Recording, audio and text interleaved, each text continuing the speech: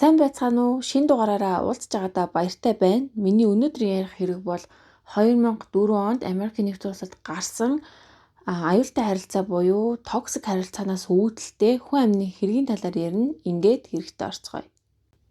2004 онд Саут Каролина мужийн Спартенбург дэх цагдаагийн хилтэс дуудлага ирсэн. 24 настай Тамика гэх бүсгүй гэрийнхэнтэйгээ болон найзуудтайгаа холбоо барихгүй, ажил дээрээ очихгүй 2-7 хоног болсон талаар бол мэдээлэл ирсэн. Цагдаа нар ихэндээ насанд хүрсэн хүн өөрийнхөө хүслээр ийш тийшээ явсан байж магадгүй гэд бол нэг хэргийг нэг нухацтай авч үзээгүй. Харин гэрийнх нь бол Тамика хизээч юм олон хоногоор гэрийнхэнтэйгээ холбоо ярихгүй, сургуу алга болох хүн бишээ гэж бүр мэдүүлэг дахин өгсөний дараагаар бол хэргийг нэгтэлж авч үзэхээр болсон. Тамика сургуу алга болох үедээ 24 настай, сувилагчаар сурдаг, хажуугаар нь ресторанд зөөгчөөр ажилладаг, амьтанд хайртай, дуулах дуртай, орон нутгаас зохиогдож байгаа арга хэмжээнүүдэд идэвхтэй оролцдог, ирээдүйд мэргэжлийн дуучин болж хөгжмийн салбарт орж өөрийн гэсэн цомгоо гаргах мөрөөдөлтэй охин байсан. Тамикаг алга болсон талаар мэдээлэл авсан цагдаа нар гэрт нь очиж шалгалт хийхээр болсон. Цагдаа нар гэрийнх нь гадна очиход машин байхгүй, хаалганд цоочтой, цаашид гэрийнхнээс нь зөвшөөрөл аваад цонхыг нь онгойлгоод дотогш нэвтэрсэн. Гэрт ороход бол ямар нэгэн хүчирхийлэл үйлдэгдсэн, тэмцэлсэн уул мөр байхгүй, харин Тамикагийн нохоо нь жижигэн гүлгэнүүдтэйгээ өсөлж өгөхийн даваан дээр байсан. За үүнийг харсан мэдсэн гэрийнх нь бол Тамикад ямар нэгэн зүйл болсон байна. Тэр хизээч өөрийнхөө тижээвэр амьтдаа ингээд зүгээр цоожлоод алга болохгүй. Тэр бол амьтдад маш их хайртай хүн гэж бол цагдаа нарт хэлсэн. Тамикагийн гэрээс ямар ч хүчирхийлэл тэмцэлсэн уул мөр олдоогүй учраас цагдаа нар түүнийг автомашинтайгаа явж байгаад осолд орсон байж магадгүйгээс сэжиглээд түүний машиныг хайж эхэлсэн. 1991 онд үйлдвэрлэгдсэн хар өнгийн Honda CRX маркийн 2 халахтай автомашин хамгийн сүүлд Спартенбург хотод 2004 оны 5 сарын 21-нд харагдсан. Түүнээс хойш сургуу болсон. Энэ машиныг харсан үзсэн хүмүүс байвал цагдаагийн газар хандсан уу гэсэн зарлалыг бол хотын хаа сайгүй наасан. Тамикагийн алга болсон хэрэгтэй холбогдох номер 1 сэжигтэн бол түүний экс найз залуу Теренс байсан. За тэд 3 сарын хугацаанд хамт амьдраад хамгийн сүүлд нь Тамика Теренсийг өөрт нь гэр бүлийн хүчирхийлэл үйлдсэн гэж шүүхэд гомдол гаргаснаар Теренс тодорхой хугацааг шоронд өнгөрүүлсэн. Шоронгоос гарч ирээд бол тэдний харилцаа бүр мөсөнд дууссан. За үүнээс үүдээ түнд ус сонсон Теренс Тамикад ямар нэгэн зүйл хийсэн байж магадгүй гэж цагдаа нар бодоод Теренсийг дуудаж байцаалт авсан. Теренсээс мөрдөн байцаагчид Тамикаг хаана байгаа талаар асуугаад өмнө нь Тамикад гар хүрж хүчирхийлэл үйлдсэн талаар нь асуусан. Тэгэхэд бол Теренс тэр бол миний нэг удаагийн хийсэн алдаа байсан. Түүнээс хойш би Тамикад дахиж уулзаагүй. Түүнийг одоо хаана байгааг мэдэхгүй гэж мэдүүлсэн. Тухайн хэрэг гардаг өдөр өөрийнхөө хаана байсан, юу хийсэн талаараа мөрдөгчдөд дэлгэрэнгүй мэдээлэл өгсөн. За түүнийхэн дагуу шалгахад бол Теренсийн мэдүүлэг нь үнэн зөв болох нь батлагдаад сэжигтний тооноос хасагдсан. Тамикаг алга болсноос хойш бүтэн 1 сар өнгөрсөн ч мөрдөгчдөд яг тэргээ бариад авах хэргийн сэжүүр болох зүйл олдоогүй хэвээр л байсан. Харин энэ хугацаанд гэр бүлийнх нь найз нөхдөд зүгээр байгаагүй. Аль болох энэ хэрэгт олон нийтийн анхаарлыг илүү их татахын тулд хандив аян өрнүүлж тус босгосон хандиваараа сэтгүүлч радиогийн хөтлөгчдтэй хамтран ажиллаж Тамикагийн зурагтай алга болсон мэдээлэл бүхий зураг туудсыг хотын хаа сайгүй тарааж зурж өнгөрсөн хүн болгонд мэдээлэл хүргэхийг хичээж байсан. Гэр бүл нь найз нөхдөд нь түүнийг амьд эсвэл өгсөн талаарч мэдэхгүй аимшигтай хүнд цаг хугацааг өнгөрүүлж байсан. Удалгүй цагдаагийн газар нэг дуудлага ирсэн.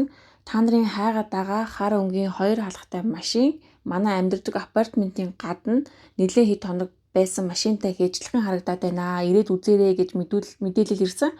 Тэр даруй мөрдөн байцаагчид очиход бол мэдээж Тамикагийн машин мөн болж таарсан. Тамикагийн машин алдсан газар нь түүний гэрээс 4 маилийн зайтай байрлах апартментын гадна зогсоолд цоочтой байсан. Гаднаас нь харахад ямар нэгэн халдлагад өртсөн шинж тэмдэггүй. Цонхоор нь харахад дотор нь Тамикагийн эд зүйлс харагдаж байсан. Шинжээчид машинд үзлэг хийхэд машины гадна болон дотор талаас Тамикагийнхаас гадна өөр нэгэн хурууны хээ илэрсэн. Тус хээг нэгдсэн мэдээллийн санд оруулахад шалгахад Кристофер Хамптонгийг 26 настай залуугийнх болох нь тогтоогдсон. Мөн зорчигч талын суудал доороос хэлхээтэй түлхүүр олдсон.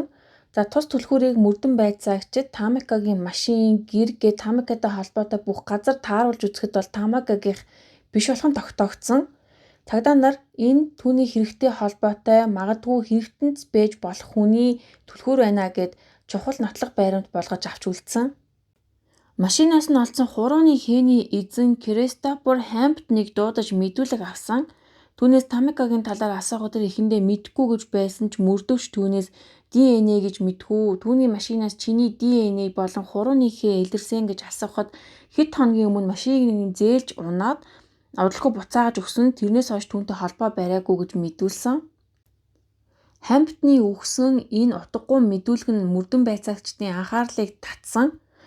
Даанч нотлох баримт хангалтгүй учраас түүнийг баривчлахгүй ажиглаж өнгөрсөн амьдралыг нь судалж эхэлсэн. Хамптон өмнө нь хамт амьдарч байсан эмэгтэйдээ бие махбодын болон сэтгэл зүйн дарамт үзүүлж байсан талаар хэд хэдэн өргөдөл өгөгдсөн. Бага хэмжээний хулгай, эд хөрөнгийн гэмт хэрэг, гэхдээ эд хэрэгүүдтэй бол ял аваагүй торгуулад өнгөрсөн байсан. Мөн хутга барьж бусдыг айлхан сүрдүүлсэн, хүчингийн хэрэг хийсэн хэрэгээр 5 жилийн хорих ял идлээд гарч ирээд удаагүй байхдаа Тамикатай танилцсан болох нь баримтаар баталгаажсан. Хамптон ажил олж хийх нэрээдлээр танил найз нөхдийнхөө хүрээллээр дамжуулж голдуу эмэгтэй хүмүүстэй танилцаад ерөнхийдөө дотн харилцаанд ордог тийм залуу байсан. Яг энэ маягаараа бас Тамикатай танилцсан. Тамикагийн өмнө олон тухайн үед харилцаанд байсан бусад эмэгтэйчүүд түүнд зодуулж, дарамтлуулж байсан талаараа цагдаад гомдол гаргасан баримтууд бас ил болсон. Кристофер Хамптон Тамикатай аль бие усны хосын харилцаанд ороогүй дөнгөж болзооны үе шатанд байгаасаа эхлээд түүнийг хянаж, хий хардаж маш түрэмгийн ууртай зан авир гаргаж түүнээс нь болоод байнгын хэрүүл маргаантай байсан учраас Тамикагийн эргэн тойрны хүмүүс түүнийг Хамптнаас холбоогоо таслаад хол байхыг зөвлөж байсан. Тамика Хамптнаас харилцаагаа бүрэн дуусгахыг хүссэн ч тэр хүлээн зөвшөөрөөгүй, байнга уттаж, мессеж бичиж, дагаж, мөрдөж, хаа явсан газар нь гинтийн байдлаар гарч ирж түүнийг айлгах болсон. Удалгүй Хамптон Тамикад ярилцаж ойлголцъя, сүүлийн удаа уулзъя гэж гуйсан талаар Тамика найзтай ярьсан байсан. Энэ мэдээлэлтэй болсон мөрдөн байцаагчид Тамикагийн алга болсон хэргийн талаар баталгаатай баримт өгсөн хүнд өндөр дүнтэй мөнгөн шагнал амласан. Тун удалгүй цагдаагийн газар нэгэн эмэгтэйгээс дуудлага ирсэн.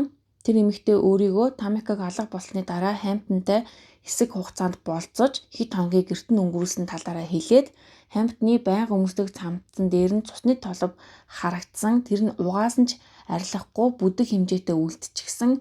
Мөн түрүүчэн дотор нь байсан цаасан дээр нь цусны толб шиг зүйл харагдсан гэж мэдээлсэн.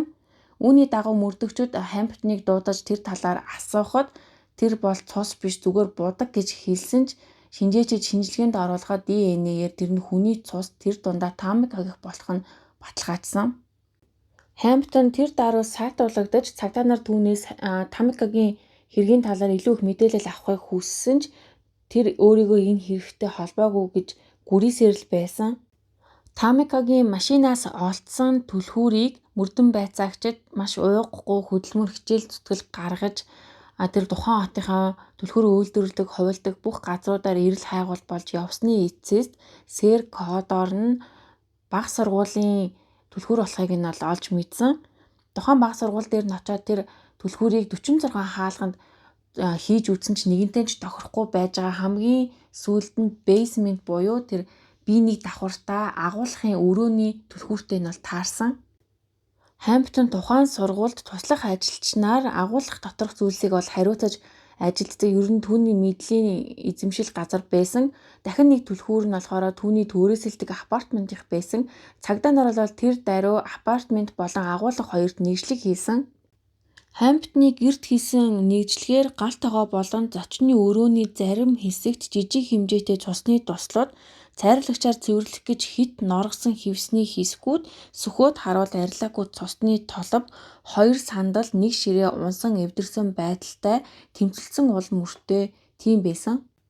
Харин агуулгын өрөөнд хийсэн нэгжлэгээр цусны уул мөр, шалан дээр, ханын буланд, модон тавиурын доор, цус илэрсэн. За тухайн цуснуудаас бол ДНХ шинжилгээ авахд Тамика гэх болгон нь илэрсэн. Шалан дээр хар өнгийн үсний ширхэг, хаалганы бариул, хуванцар хайрцаг дээр хамтны хурууны хээ, цагаан өнгийн уяа, урт дууз, цэвэрлэгээний бодис болон алчуур цусны толбыг арилгахаар оролцсон шинжтэй эмэгтэй хүний цамцны хэсэг улаас нь толботой, химийн үнэртэй алга болохдоо Тамикагийн өмссөн хувцастай нь таарсан. Эдгээр баримтууд ил болсны дараа Хамптон яг аргагүй байдалд орж хэрэгээ хүлээсэн. Тухайн өдөр яг юу болсон бэ гэхээр Тамика Хамптонд очсон. За тун удалгүй тэд нэлээд хүчтэй ширүүн маргаа өрнүүлсэн. Яг маргааны үеэр Хамптон хувцсныхаа өрөөний үүдэнд хувцас эндүүдээ зогсож исэн. Яг түүнтэй маргалдаж байсан Тамика эргэж хараад явхад нь Хамптон уураа барьж дийлэлгүй хувцас эндүүдэж байсан эндүүгээрээ түүний ард дагзрын цохиж тэр бол газар дээр амьсгал хураасан. Тамикаг нас барсныг мэдсэн Хамптон хүнжилт боогоод өрөөндөө нуусан. Дараа нь түүний машиныг унж аваачаад машин олдсон апартментын гадаах зогсоолд орхисон. Дараа нь буцаж ирээд явах учраа олохгүй байж байгаа цогцост ялзралж явагдаж үнэр орхоос сэргийлээд нөгөө нэг сургуулийн агуулгад аваачаад ийм том торх шиг төмөр савнд хийгээд үнэр дарагч, цэвэрлэгч, билизнаа гэх мэт химийн бодисууд хийгээд таглаад орхисон ч ялзралж явагдсаар байсан. Тун удалгүй Хамптон Тамикагийн цогцсыг хүний хөлөөс зайдуу ой модонд аваачиж бензин асгаж шатаасан. Хэдий шатаасан ч гэсэн түүний гадна махан бие нь устж үгүй болсон ч гэсэн яс нь үлдчихсэн байсан. Хэргийн газар очсон шинжээчид Тамикагийн гавлын яс болон бусад биеийн ясын хэсгүүдийг олсон. Мөн түүний өмсөж зүүж идэл чиргэлж байсан төмөр шатах боломжгүй тийм зүйлсүүд нь хагас хайлтчихсан тийм байдалтай. Түүнийг нь бол гэрийнх нь хараад Тамикагийн эд хэрэгсэл мөн байна гэж таньсан. Мөн яснаас авсан ДНХ шинжилгээгээр Тамика гэх болох нь батлагдсан. Задлангийн шинжээч нар дагдсны хэсгийн гавлын яс хагарч бутарсан цохиход үүссэн шархны хэмжээ нь хүнд хавтгай төмөр эдээр үүсгэгдсэн байсан нь Хамптны гэрээс олдсон хувцсны эндүүтэй нь таарч байсан. Тухайн эндүүнээс ч гэсэн цусны толб болон Тамикагийн үсний ширхгүүд олдсон. Хамгийн хачирхалтай нь хүн амныг хэрэг үйлдчихэд Хамптон огтхонч айж сандарсан шинжгүй дахин өөр эмэгтэйтэй болцоонд яваад түүнгээ гэртээ урьж авчираад хэд хоногийг өнгөрүүлээд ийм байдалтай байсан түүнийг ямар хэрцгий хүн бэ гэдгийг бол харуулсан. Хамптны хувьд Тамикаг зүгээр ч нэг өдөр алчсан зүйл бол огтхонч биш. Тэр түүнийг өмнө нь сэтгэл зүйн дарамт бие махбодын хүчирхийлэл үйлдэж зовоож байсныхаа дараа түүнийг бол алсан. Алчхаад бол хэргийг нуун дарагдуулж түүний цогцсыг шатааж нотлох баримтуудыг устгахыг оролцсноороо шүүхээс бүх насаараа хорих ял авсан. Ингээд 24 настай цэл залуухан Авьяслаг эмэгтэй буруу харилцаанд орж буруу хүнээс сонгосноосоо болоод хүчирхийлэлд өртөж цаашлаад амь насаа алдсан хэргийн талаар өнөөдөр ярьлаа. Миний ярьсан хэрэг танарт таалагдсан бол лайк дар, сабскрайб дарахаа бити мартаарай. Дараагийн дугаараар дахин уулзтлаа. Түр баяртай.